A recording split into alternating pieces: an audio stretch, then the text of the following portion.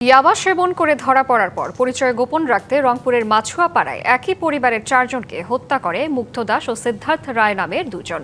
এ ঘটনায় লুট হওয়া মালামাল উদ্ধার করা হয়েছে। দুপুরে রংপুর মেট্রোপলিটন পুলিশের কমিশনার এক সংবাদ সম্মেলনে এসব কথা বলেন। এ সময় তিনি জানান, মুগ্ধ দাস ও সিদ্ধার্থ রায় রংপুরের জেলা স্কুলের সাবেক শিক্ষক গণপতি চক্রবর্তীর বাড়ির ছাদে ইয়াবা সেবন করত। বিষয়টি গণপতি জেনে যাওয়ায় মাদকাসক্ত ওই দুইজন তাকে হত্যা করে। এ সময় তাকে বাঁচাতে স্ত্রী প্রীতিলতা এগিয়ে এলেও তাকেও খুন করা হয়।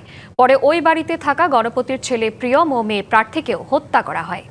এই ঘটনাকে ডাকাতি বলে যেন পুলিশ মনে করে, সেজন্য তারা ইচ্ছাকৃতভাবে জিনিসপত্র এলোমেলো করে। খুনের পরে গোসল করে ওখানে বসে খেজুর খায়, ওখানে বসে ইয়াবা খায়। তারপরে যখন দুপুরের দিকে ফাঁকা হয়ে যায়, পাশের বিল্ডিংয়ের ছাদ দিয়ে লাফ দিয়ে বসে তারা চলে যায়। এর আগে ওরা ওখানে চেয়ারে বসে রেস্ট নেয়। নগদ নিয়ে এলো হার না মানা হার অফার। সর্বনিম্ন 10,000 টাকা রেমিটেন্স নগদে পাঠালে থাকছে স্বর্ণের হার জেতার সুযোগ।